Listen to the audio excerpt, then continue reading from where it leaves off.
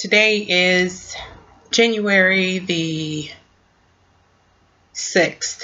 I am 37 weeks out from my last video. I was getting ready to work out after the video.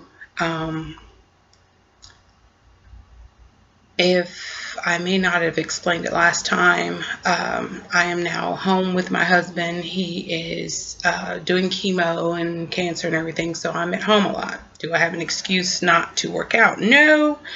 Do I find one? Yes. Between him and the dog, there's this and there's that to do.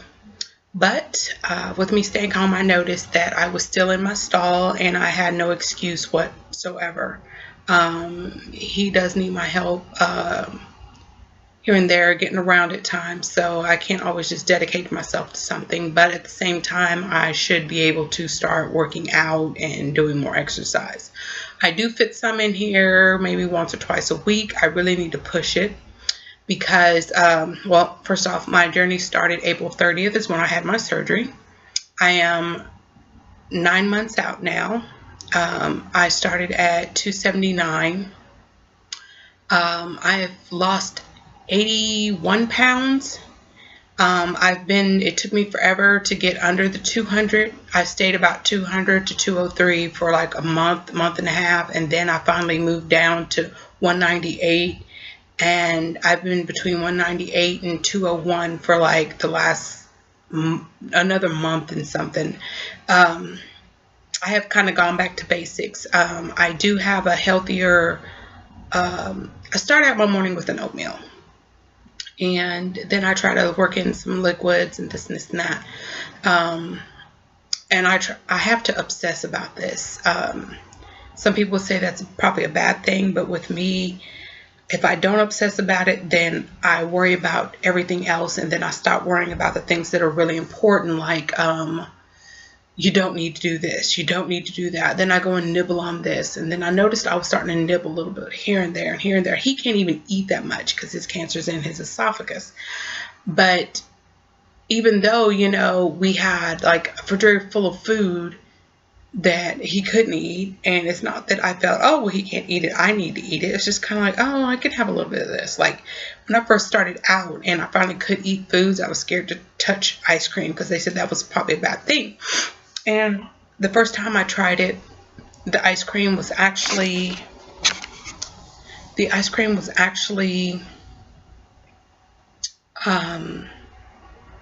too creamy, too rich, and made me sick after just taking a lick off of a spoon.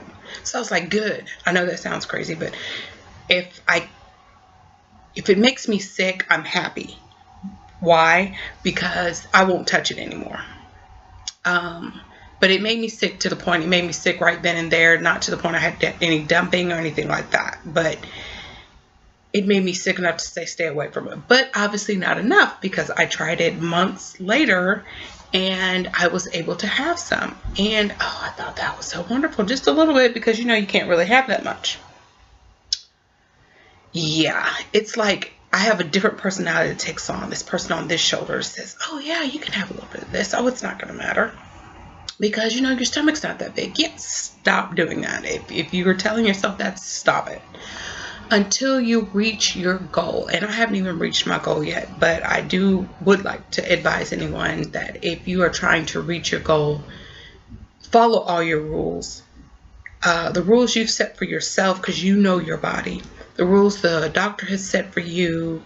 And work with that.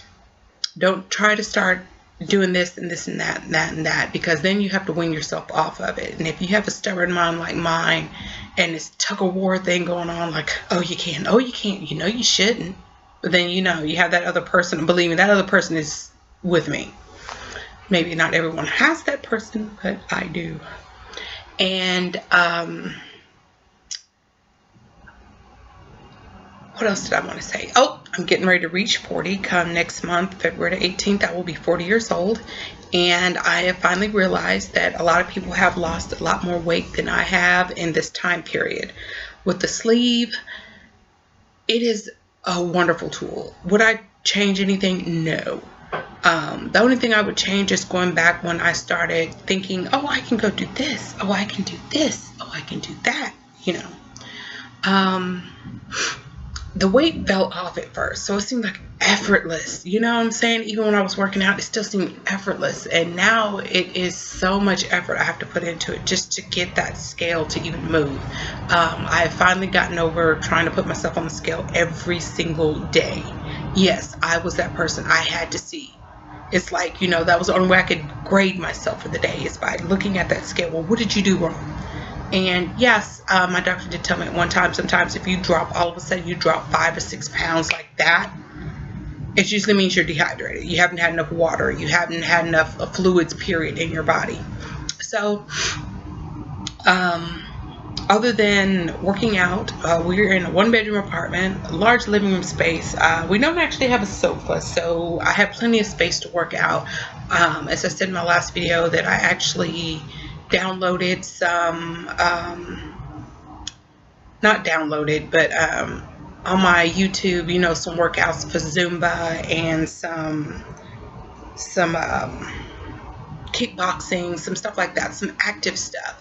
And I still deprive myself of the fact that I'm such a joiner. I would rather be in a class. Right now, we don't have the extra. It's not that I couldn't afford to, you know, $5 or $6 to go to a class, but I've got to get there and I'd be away from him. He does need someone here with him because his weakness is in and out. Sometimes he feels pretty good, sometimes he doesn't. So anyway, so I have set myself a goal of getting a workout in. I was supposed to work out at least 3 days a week, at least 3 days. I mean, is that really asking for too much? Obviously it is, because I still ain't followed it. I did it first, and now I am working on me getting my eating habits back under control. So right now I'm not punishing myself for not working out, but I am obsessing over my eating and how much I'm eating. It's not that I was eating too much, or I feel like I filled my pouch too much. It's more of the fact that I was eating, and then yeah, it would creep up on me. All of a sudden I'd feel that I was full. It's like filling up a cup and you looked away. You filling it up, if you look away, you're not going to know when it's full. You're steady pouring it on top, you know, until you hear that sound that it's pouring overboard. That is me eating something, even if it's the simplest little things. I noticed that from the beginning of my surgery, when I first was able to eat, after 3 weeks is when I was able to start my soft foods, and then 4 weeks I was able to introduce myself to a little bit more real food, as some of us may say. I got bored easy. I started out with tuna, something soft, but something, you know, healthy, something not too much. And my doctor said, wean yourself off of it. He was like, okay, it's still a soft food, so that's the reason why. And I loved it. I was like, how can he dare tell me to stop eating tuna? You know, but after about 3 weeks of doing that, I got tired of tuna. Tuna became something I didn't want nothing else to deal with it. Then I went and bought some chicken in a can, just like tuna. I thought maybe the flavors I needed to change.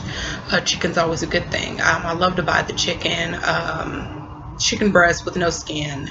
I even put just a little bit of oil in the frying pan and cook them. I actually like it better than that, than actually baking it, unless I bake it with very little seasoning on it, because it does kind of give it a different taste. And I don't mean because it's in the frying pan it has oil. I mean like barely no oil, just enough to keep it, you know, from sticking. And it turns out to be pretty nice. I like it, but I do, like I said before, I get tired and I get bored of stuff, because I'll find something, oh, this is good and healthy, I like this, let me stick with this. I am that type of person. So I'll go and get it and I'll eat that, and then I wear myself out, because if I move to different little things, I'm scared that I want to say I'm scared that I'm going to eat too much, but that would be wrong, because you really can't, I still really can't eat that much. Even though I've eaten some wrong things, I really cannot eat that much. It's just that I will start eating on that, and then I'll eat this, and then that'll go bad because I haven't eaten on that, and oh God, one excuse after another is what it is. Any advice to anyone else is that stick with what feels good to you. Listen to your doctor. Exercise as much as possible, even if it means you going up and down some stairs. I seen on a movie one time where this lady that was homeless was teaching another lady that just became homeless that, you know, a building that you either work in or, you know, that's really close to home or something, that, you know how you have those buildings that are like maybe 30 flights or 20 floors. They always have the stairs. Not only taking the stairs just to get back and forth to work, but why not get on those stairs and go up as far as you can, jog up them stairs, you know, because people don't take the stairs. So you usually would be alone. I'm not saying that's a smart idea, but, you know, it would just, you know, it kind of made sense. You're like, hey, you know, stairs.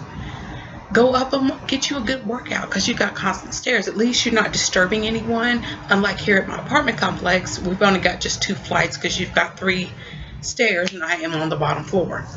But if I run up and down the stairs, even with a light jog, what's going to happen? People are going to be like, oh my God, why are they running up and down the stairs? Because even now, I'm like, little kids that run up and down the stairs. And I mean little light kids. You can still hear it, you know. So that's like a bad idea. Anyway, just follow the rules. If you've got some rules you're sticking to, stick to them. Because you'll regret it later down the line. So I'm in my 9th month. I'm getting closer to my year. That's what I'm stressing over right now, is getting closer to my year, and I have not even gotten to the goal my doctor wants for me. The goal my doctor wants for me is 150 pounds. And at first I was like, wow, really? I mean, come on. I mean, my goal was 135. I mean, I'm 5. I always measure myself at 5'2". But from when the doctor measured me, I was 5'3". So I'm 5'3", 135 would still be good. He said if you do 150, you have to realize that you may have 10 pounds of excess skin. So you'd be more like at 140. And I'm like, okay, that kind of makes sense. And then I realized, well, later as I start dropping a little bit more weight, is that 150, let me see what I look like at that, you know. 150 probably will be fine. I now have 48 or 49 more pounds to go to get to that goal. And I'm like, oh my God, I should have been there by now. Yeah, it hurts to watch other people's videos and see that they have gotten there and have passed it by now. And I am still at Wonderland. Thank God I still am here at Wonderland. But oh my God, I am still here. Why can't I leave, you know? And then it reminds you, well, Shelly, you did not do your workout. You didn't follow all the directions. Things started feeling good. You started feeling normal. You know, hey, even though when you go out and eat and do things, you barely can take 2 bites. But it's still, you're almost 40. Your metabolism isn't the same as those 20-year-olds. You've had 3 kids. Your baby daughter just had a baby. You know, it's, oh my God, all of that going on. And then, you know, someone else reminded me, well, the stress of, you know, Scott being, you know, going through his cancer, it has been stressful, but not to the point now that it's affected me that way. And I can't use any more excuses anymore. My excuse now is that I'm lazy and I'm not applying myself. And he said, even my husband looked at me and was like, watching those videos, is it really helpful? To me, it was. It was helpful before I had the surgery. It was helpful when I first started the surgery. And I basically have watched videos all day today. Yes, I could have been watching a video and working out. Yes. But I said right now I'm going to focus on getting myself on a routine of eating a little healthier and focusing on eating less. And not having my mind, oh my God, you're hungry. And I don't be hungry. It's just that mind that, oh, you're hungry. Oh, you're hungry. And I'm just following it. Devil.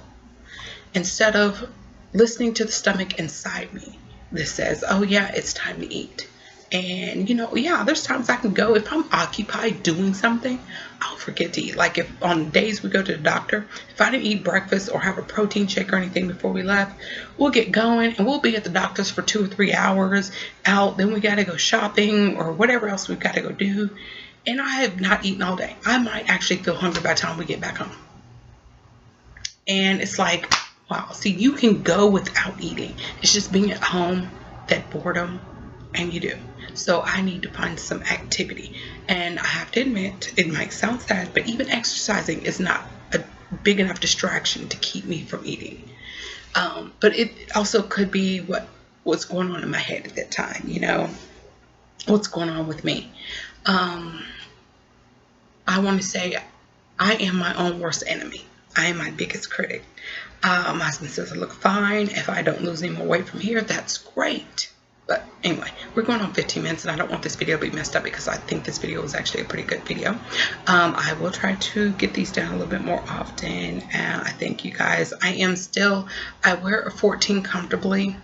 I am wearing a 12 fitted.